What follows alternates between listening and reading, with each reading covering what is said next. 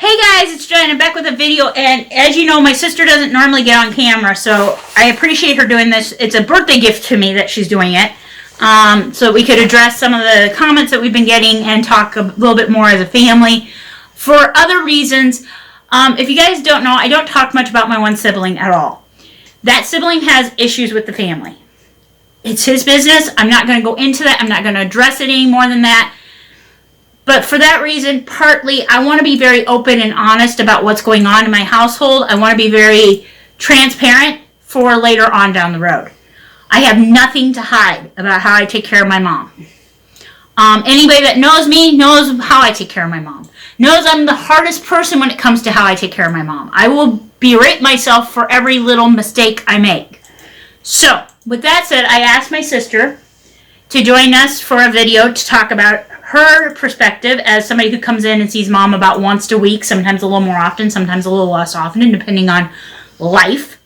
And then my brother will be coming on too. He has agreed the next time he comes out to do a video, the other brother, the one that I am in communication with. So I appreciate it. Thank you very much. We're so happy to have you here. Everybody really was happy to see you on the last one, by the way. They didn't make many comments, but they were happy. And Mom is here just so that she can be a part of this. And oh, okay. Go ahead and say it. Go ahead and say it. Yeah, you had cold hands. My hands are always cold. Hey, but I have a warm heart. Yeah, you do. Dirty feet, no sweetheart. But anyway. So we had some comments about the rearrangement. And that's what triggered this to become a topic I wanted to talk about. I want to address one thing first before we address the living room. The bedroom is the safe domain for my mom. My mom knows the bedroom, knows that that is home. To her, that is the home. The rest of the house is just a building. But the bedroom is home. So the bedroom doesn't get rearranged very much. And what does get rearranged is after much talk with my mom to make sure my mom is okay with the changes. And then it's still a couple days after that and making sure mom knows that the changes are going to take place. Yes, they do affect mom to some degree. Sometimes to the better, sometimes to the worse. We roll with the punches. I mean, that's all you can do. But the one for the front room, when I made the change in here, I was nervous about it, but at the same time, I was also nervous about not making the change. My living room has a massive fireplace at one end of it. I don't know if I've ever showed the full fireplace. I'll try to find a picture and include it in the video so you can understand what I mean. This fireplace is brick with a slab of, what is it? Stone? Concrete. No, it's yeah, marble. Marble. And it's a thick marble slab on the bottom. And then the top of it's wood, a very thick wood. So everything about this fireplace is a danger that if my Christmas tree wasn't staying up at the time I had, and I was considering taking it down at one point, my mom was at risk of more than just a fall, but potentially losing her life. I didn't feel safe with that. So I also noticed mom was having more problem with when she was sitting there. She was constantly thinking she was looking at the street when it was the TV. Her commenting was much more confused. Mm-hmm. Is that the word I'm looking for? And so I made the decision to rearrange. My sister got to see her the day after, and you've seen her 2 other times since I rearranged the living room? Yeah, 3 times total my sister has seen her since I rearranged the living room. And my brother-in-law is off screen. He's behind. If you're hearing clicking, it's his computer. He's playing a game.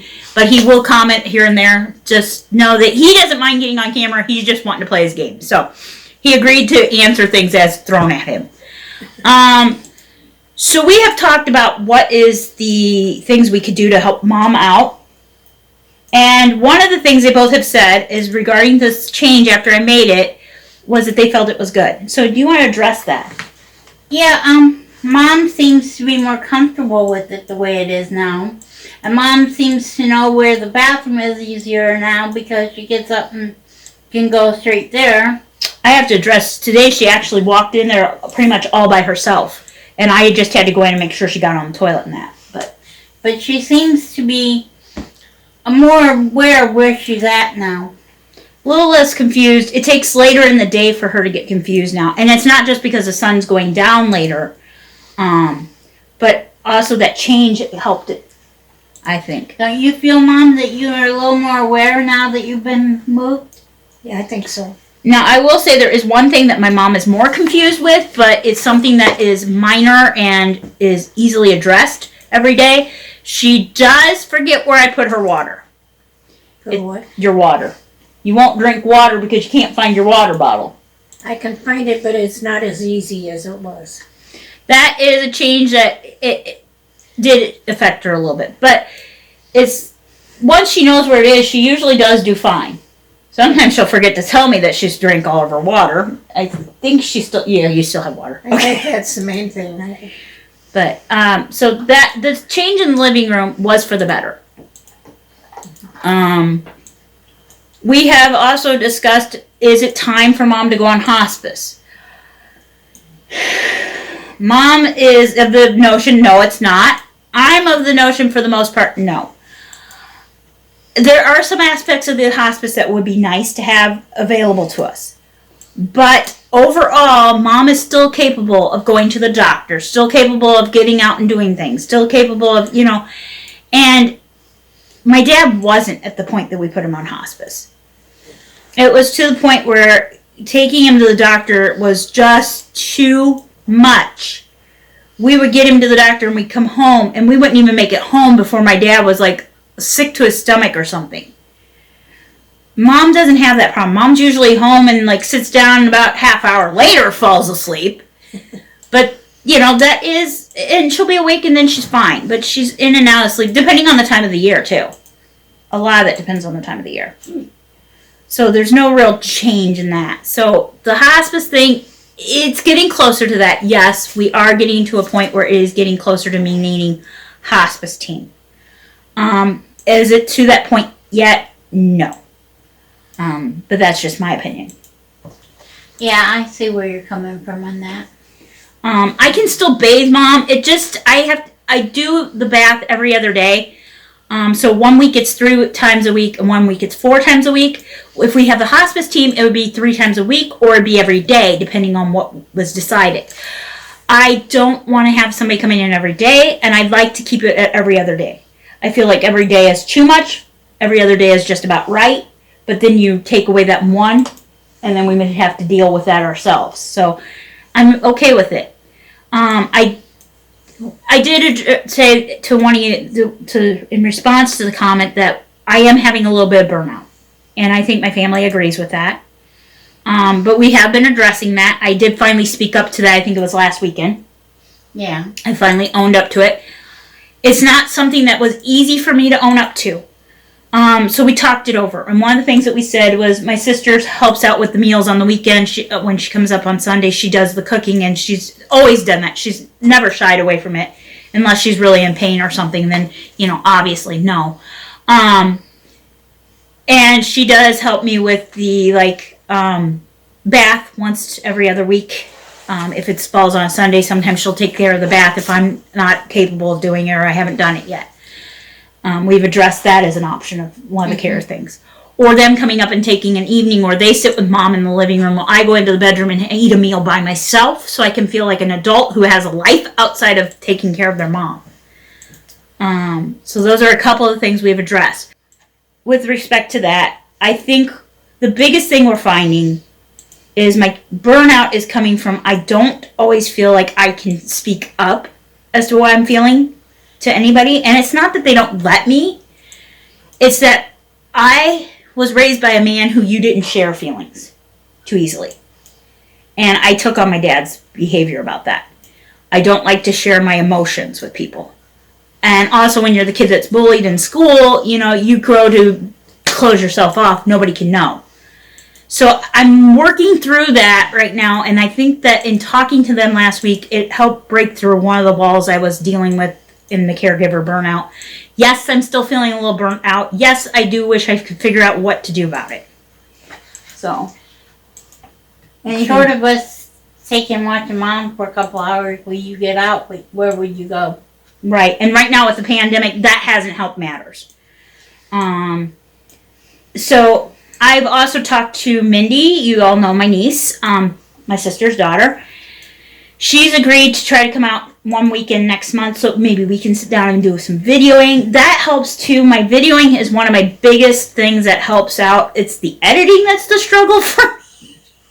No, I can video like nobody's business, but sitting down and editing is a whole nother story. I could do a whole video on how much I hate editing. But yeah, so so like one of the things that I missed that I was doing before pandemic was being able to have a dinner by myself. So we've talked about ways we could adjust that maybe. I miss my spa days, but that's something I'm not ready to reclaim because of the way I like to do it. We can take Mom out. There's a couple places open now. We can take Mom out for a day. Yeah. We need to, but also on top of that, and I know Randy doesn't mind if I mention, he's on dialysis waiting for a potential transplant to happen. We're praying that that happens. And so there's also that effect, that problem where he's got days where he's busy with that. And so that also affects when I can get help. And that's nothing against him. And it's, I'm expecting him to take care of himself. And I care very much about my family. If you haven't seen, I really do care. I was the one taking care of his pills for the longest time. Now, my sister had to take that back over because there's a lot of changes in his pills. So my family does matter to me. And sometimes I don't say it enough how much they matter to me, but they do matter. So it wasn't that they can't be here. I understand that. We have our ups and downs. There's no denying that. We're sisters. Hello, we're going to have our ups and downs. We do better now than we did a few years back. Boy, we've had some blow-ups over the years, but We get along pretty good. our last blow-up, I think I was 22. I think it was right around the time I was 22. Our big blow-up. And after that, for the most part, we handle them a lot better than we did then. We kind of, when we did finally talk, we kind of started understanding one another a little better. That there was some things that we were not taking into consideration from one another. And we addressed that. The same with Mindy and I have addressed how our blow-ups are. Overall, other than I don't ask for help when I need it, what other things could I do better at taking care of Mom? Kind of, I'm not against you, but kind of keep your voice down a little bit. And I want to address that. My voice goes up because Mom and I have talked about this. Why does my voice go up? Do you hear me at the other levels? I hear you, but Do you answer me at the other levels? no. When I'm yelling is the only time you actually answer me. She doesn't think I'm talking to her unless I'm yelling at her. No matter how often I go over, this is my normal voice. Can you hear me? Mom stopped answering me a long time ago when Dad was alive. Because that became the only voice that Dad could hear. So now it's the only voice Mom tones into as my voice. Okay. So yeah, and you do see her flinch, but then again, she also can't hear me otherwise. Or she hears me but thinks I'm not talking to her. And I've tried. I've been trying so hard with that because it annoys me that I have to be so loud. Because I'm constantly got a scratchy throat. And when my dad was alive, the scratchy throat came from the monster voice I had to create. Which my family hates and never wants me to have to use again. No. It is creepy, scary, and not fun to have. And, yeah, I didn't like using that voice. But it was the only way that I could get Dad back out of him. Because he would recognize, then after a few minutes of me using that voice, then I'd turn back into Joyce's voice, and Dad would realize, oh, I'm safe, this is actually Joyce. But if I didn't use that monster voice, it would take us hours to get him out of it. And so I've over the years had to learn some of those little tricks with the two of them.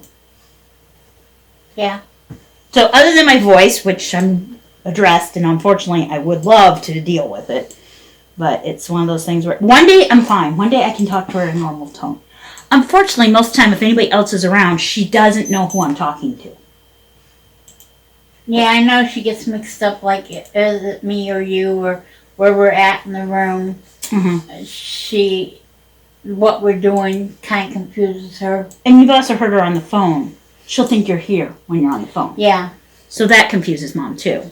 Because I put my siblings on speaker so Mom can hear the conversation and be a part of it. And as you heard earlier, she mentioned something about seeing Mindy when she hadn't seen Mindy. Yeah. Because we had talked to Mindy on the phone. So it's little things. Nothing wrong with it, is it? Nothing wrong with you. It's just where life is taking us. And we love you. We're not making fun of you. We just want to be honest and open with people. Randy, is there anything you see that I could be doing better? I think you're doing a great job with Mom. Okay. I'm going to say I'm probably the hardest on myself. The voice thing is something that I have many times over. Mom and I at night will have the conversation about it. When I catch myself yelling at Mom, I'm like, I'm yelling at you again. She goes, no, you have to. I can't hear you otherwise. Mom, why can't you hear me? And we go into it. And I have my dad's side of the family, his voice. I really do. You do. You got the correct voice. It starts raising, and it keeps getting higher, and keeps getting higher, and it gets higher until I'm screaming at everybody. And I do it on the videos, too. I know I do. Yeah. You got the correct voice. So, I got my dad's side of the family voice. Sorry, guys. That's what I got. I got his temper. I got his voice. Mom's bad teeth. Both of them's bad eyesight. No. Yes! I am the best of both of them. And the worst of both of them. No. Overall, I'm doing the best I can. Is it the best care my mom could get? Probably not. But is it the worst care she could ever get? No. Oh, hell no. Absolutely not. Absolutely not. My sister, you used to work in a nursing home, so did my brother-in-law. And our other brother that you don't ever see. And you can tell me. I honestly, working in a nursing home and now seeing Mom and Dad going through what they did, I wouldn't have been able to do it. Yeah. I would have not have been able to keep them home and take care of them because it would have drove me nuts. Yeah. And one of the biggest challenges for me, and I don't know if the siblings understand this, is that when Dad passed, I thought there was going to be a short reprieve because Mom was still pretty healthy. And Dad passed in May, and in September we get the news my mom has cancer. Bam! Right back into caregiver mode. No break at all. And that is, it's like you go from, okay, I'm going to get a break to bam, I'm right back into caregiver. And what a lot of people don't know is when you're taking care of a cancer patient, after they've had surgery, they go through radiation or chemo or whatever, and we had to deal with radiation 5 days a week. Every morning I was taking my mom 5 days a week to the hospital to do radiation. I'd have to sit in the waiting room until she was done. This is pre-COVID. And then I'd have to take her, and we usually ran to the store and got whatever she might be hungry for that day. Because her appetite was all over the place. One day she was really hungry, one day she was really not. And then we'd spend almost all day in the bedroom because that was the only place she wanted to be because she wanted to sleep. So that takes a mental drain on you. And we got back out of that, but at the same time, there's some of that still lingers for her and me. So there was that. So I think that's where the burnout really kind of hit. And it wasn't like I got to go in the summertime or nice weather. I was in one of our worst winters in a long time. We had a really bad winter that year. The ice, the snow. There was a couple times you guys couldn't even come out on the weekend like you normally do. And I was every day trying to drive Mom in. And I drove in weather that I never had driven, for most of my life. I didn't drive my adult life after I got my license. And so I got a crash course in driving on ice that year. Because Mom's health mattered that much to me. And if it was too icy, I'd go down to the next town over. And if it was too icy, I'd turn around, come back, and we would go home, call in. But we missed maybe a total of 3 days in that whole time. So we got pushed back 3 days. And I think there was one day where they called and canceled it for some reason. So 4 or 5 days total that we didn't make it on time, didn't make it, so we got pushed back. So yeah, that was stressful. And I don't know how much of it the rest saw or understood what actually was going on. I seen her quite a bit of what was going on. Yeah. At that time, I was coming out of them more often. Yeah, because you were living in the area and were able to come Now out. we're not in the area, so it's Right. seeing us is kind of Once a sporadic. week, unless like life is in the way, and then it's a little less often. Or she's helping her daughter and friends out. I may see her a little more often because I'm halfway between there. So she comes here to use my bathroom on her way through. Yeah. On the pit stop. No lie, I am. Plus, I might have iced tea ready if she comes by here, so it's worth making a stop. You never know. I'm a horrible little sister, aren't I? No. I will say this, though, and I'm going to give both of them a chance to answer this. I often offer my whole family the opportunity to trade me in for something else. Nobody ever wants to take me up on it, right? I've been told no, absolutely not. I'm not trading her in. Okay, I want to trade you in. What would I get? Would it be worse or better? You'd have to ask the ex person that comes in and takes care of it. That's what I said. It's not worth it, man. And so I just wanted to address some of that with you guys and let you know what's coming from other people's point of views. And if you have questions for the future, I can address them as best I can or get answers from them to address how they're feeling and stuff about it. Or if they're willing to, we can try to get them on again, but I'm not going to force it. This is a very special occasion when she's willing to help me out like this. So, anything I missed? Yeah, Mom's playing with yarn. No, Oh, she's playing with the back of the chair. trying to get her attention. What do you want to address? Now she's forgotten. See, this is the problem when she tries to get my attention and I don't understand she wants my attention. Do you need to use bathroom or something? Huh? You need bathroom? No, I didn't. Oh, okay. That's an No, it's option. just getting to the, remembering that where everybody is and things. Yeah. It's frustrating for you, isn't it, Mom? And this is about the time every night, as it's kind of filmed this at this time for a reason.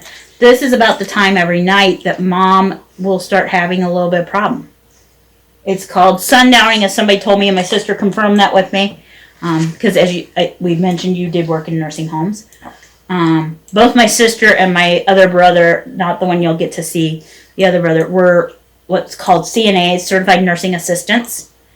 And so they worked in the nursing homes and helping out with older people, doing a lot of what I do now. And I'm doing it without being trained. So I never wanted to go into this field because I don't do good with poop, puke, and blood. And you've had to deal with both. All three.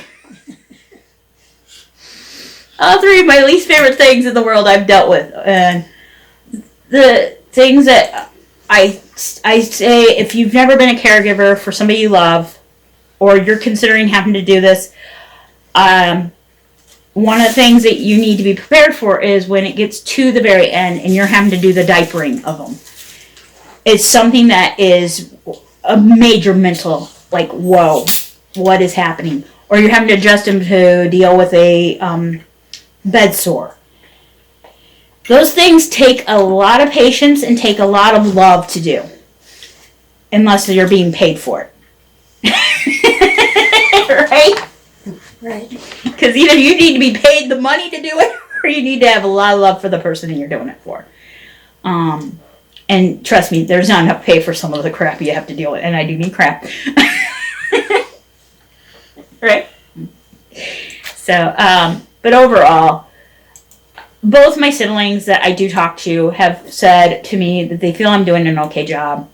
My brother keeps telling me, and you're going to hear it probably in the video, that if I'm not doing an okay job, he'd be out here kicking my butt.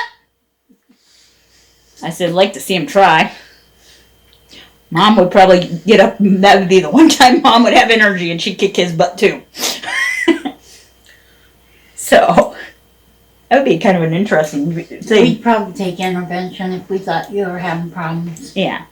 And I do speak up a little bit, not always, but like there are things that I do struggle. One of the things that has been a big saver is, and my family all laughs at me now because I have a dishwasher. And I love my dishwasher. It's like the new boyfriend for me. It's my love of my life. He's so supportive. He does all my dishes for me, except for a few, but that's okay, you know. He's allowed to be a little lazy. Your brother keeps telling you he does it for you. Yeah, my brother laughs about the dishwasher because of the fact that Said, he helped me install He it. knew he had to get out here pretty soon and get it done. Yeah, so he helped me get it installed. So, and I also am not just taking care of Mom. I have to take care of household issues. Like, I had to fix their furnace recently. And that took like 3 weeks to get fixed by the time I got my brother to actually come out and help me because it was above my pay grade, as we always say. No joke. And he goes, I think it's above my pay grade. We ran into a problem. We got to refix it again after the weather gets better, but it's fixed for now.